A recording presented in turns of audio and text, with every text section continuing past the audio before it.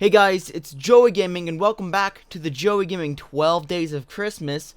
Today, where I'm going to tell you why The Polar Express and Home Alone are the best Christmas movies to exist. I'm also going to talk about a few other movies that were very important to my life and a few other movies that I really enjoyed and found nostalgic to me, alright? Just keep in mind this is my own opinion. If you don't like these films, that's totally fine. In fact, if you don't like them, tell me your favorite movies in the comments below. Your favorite Christmas movies. Because I like to hear what other people's opinion is, alright? It's just as fun telling. It's just as fun telling people what my favorite movies are than other people telling me what their favorite movies are. So if you can tell me that, that'd be very nice. So first of all, let's talk about the Polar Express. All right. So I know I'm gonna bring this up a lot. I know I brought this up like a while back ago, but I have a Christmas tradition where I would go to my grandma's house for Christmas. All right. And every Christmas Eve, I would go to my grandma's house and I'll spend the night. And on Christmas morning, we'll wake up, have Christmas, all that stuff. I think I talked about it in my Christmas Storytime video, which is also part of the Joey Gaming 12 Days of Christmas playlist that you should check out, by the way. And also, it's going to be kind of important for another story time, which is coming up very soon. So maybe consider subscribing or saving the 12 Days of Christmas playlist. But let's get back on topic. But my first experience with the Polar Express movie wasn't really the movie itself. It was the book, alright? My uncle, alright? I have an uncle of mine that would, like, read us Christmas stories, alright? Before we went to bed on Christmas Eve. He would read us books. We would all get in a circle. He would tell us, like, Christmas books. And one of the books was the Polar Express, alright? He also had, like, a few, Christian Mormon books, alright? Yeah, my family was very Mormon Christian, so we had a few of those stories as well. We also had a few other classic ones like the Grinch and all those type of stuff, which was pretty awesome. So we had those. So my uncle would tell me about all those stories, and keep in mind my cousins were there too. They did the same tradition, so that's just in case you were wondering. So I would go watch that's my first experience with the Polar Express, story. Eventually, I seen the movie. In fact, I just watched the Polar Express, alright? I saw the Polar Express in class. So, it's kind of the last day of Christmas break, last day before Christmas break. So all the teachers are making us watch movies and stuff, which are pretty awesome. I think I only had one class where we did actually, work. And the other classes was just fun. Be on your phone all day, watch Christmas movies. And one of the classes I had was like it was my math class. We watched the Polar Express, and it was pretty awesome, though.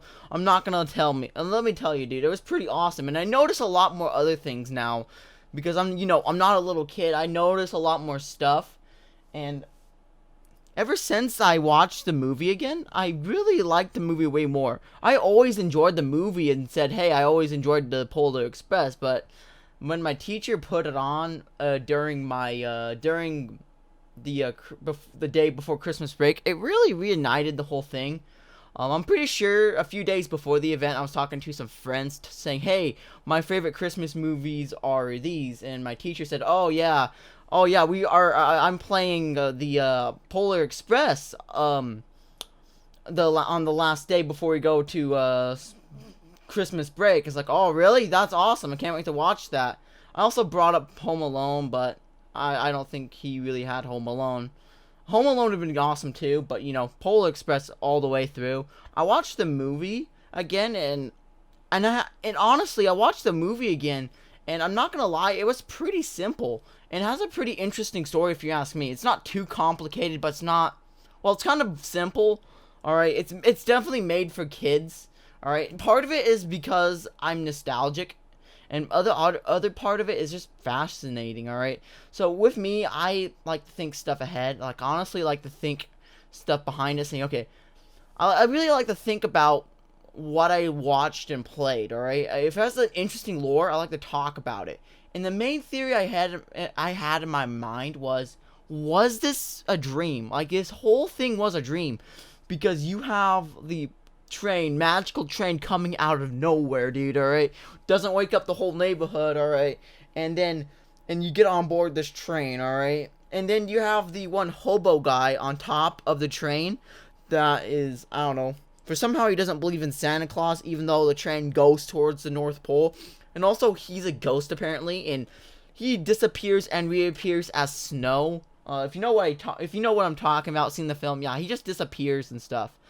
But the most interesting part about this is that the voice actor played, which is Tom Hanks. He played all the adults in the movie, guys. All right, so all the adults in this movie, including the narrator, Santa Claus, the conductor, the hobo, they all played by the same voice actor, Tom Hanks. Actually, you know what? I don't think the engineers of the train, you know, the people driving the train, I don't think they would actually been played by by Tom Hanks, but I don't know. But those other characters were played by it. And I watched some theories. I watched some videos recently, some theories about it, and I found this one theory that made a lot of sense. Apparently, the characters were supposed to represent, I forgot what it's called. Apparently, this is the path that this character can be. The boy, which is called Hero Boy in the credits, he doesn't actually have a name, so he's called Hero Boy. So I'm gonna call him Hero Boy because the kid in the movie doesn't actually have a name. But yeah. So in the story, he goes on and says that the kid is having a faith battle. Like, he has all this evidence pointing to Santa Claus not being real, and he wants to believe in Santa Claus, but he can't, and he's just going through a faith battle. Like, people are going through, like, he's going through a faith crisis. He doesn't know if he should believe in Santa Claus or not. And basically what happens is this train comes and makes him change his mind. And you have all these characters. First you have the conductor, which would be basically the kid if he decided to go towards the path of Santa Claus and be with Santa Claus, and the conductor is very compassionate towards Santa Claus and all that stuff. And the hobo, the ghost guy, that guy is supposed to be the opposite. What happens if the kid didn't believe in Santa Claus? And the hobo guy, he doesn't believe in Santa Claus. He's telling the kid, hey, don't believe in Santa Claus because of these reasons, alright? And it's supposed to, and it's making that choice. The movie gives the character several hints pointing towards him moving towards the conductor, believing in Santa Claus, which makes sense towards the end of the movie. And there's a lot of other stuff, like something similar to that. Honestly, it's a good book and movie. I haven't really remembered the book. I probably should read it again. I don't know, maybe. I don't know. Maybe if, I don't know. Probably not gonna really read the book, but I don't know. But the movie, let me tell you, dude, it's pretty nostalgic as well. While on the topic of movies, let's talk about another movie, and this movie was Home Alone. Home Alone has always been there. I haven't watched it yet so far. I think I'm going to watch it within the next few days. I think I have a Christmas party, so I might stay awake. We might stay up with some friends. We might watch some Christmas movies, and one of them is gonna be Home Alone. Home Alone's one of those movies that you don't forget. All right, most people like Home Alone. I try to find one person who doesn't like Home Alone. Like, seriously, Home Alone's a good movie. All right, so is the sequel. Honestly, every Christmas you have to watch Home Alone 1 and Home Alone 2, guys. You can't miss out. But we don't talk about Home Alone 3, 4, and 5, right? We don't talk about those, all right? Even though I haven't really personally watched those Home Alone movies, people are saying it's pretty bad and you don't watch it. But once again, those movies are nostalgic to me. I like to watch them more, but I kind of like the Polar Express more because I grew up with the Polar Express more than I did with Home Alone. But Home Alone is still a good movie. Home Alone's a really good movie. I like that one. One of my favorites as well. Home Alone's always been there. Pretty nostalgic. Heck, I even built the Home Alone house in Minecraft, dude. Like, seriously. So the next movie I'm going to talk about one more movie that I found really nostalgic to me. And I also watched this one in class. Alright, it's one of those movies I didn't really realize I liked so much until I watched it in class again. But I'm talking about Frosty the Snowman, alright? First of all, that's probably the oldest movie to ever been made. I don't know what Home Alone was made when Home Alone, I think it was in the 1990s. And I know that the Polar Express was made in 2004, but But this movie was made like probably back in the 50s or 60s, alright? The Frosty the Snowman. That one's a nostalgic one, alright? Nostalgic is, honestly, it's pretty a nostalgic movie, I'm not gonna lie to me. I just don't know. There's a lot of scenes. It's just the art style is so, cartoonic, so nostalgic, so simplified. The sound effects and all that it was all pretty, guys. It was pretty nostalgic. When I was watching this within my history class, my U.S. history class, I don't know, it was pretty good. I have nothing else I can really say, but when I watched that movie, it was so magical, though, dude.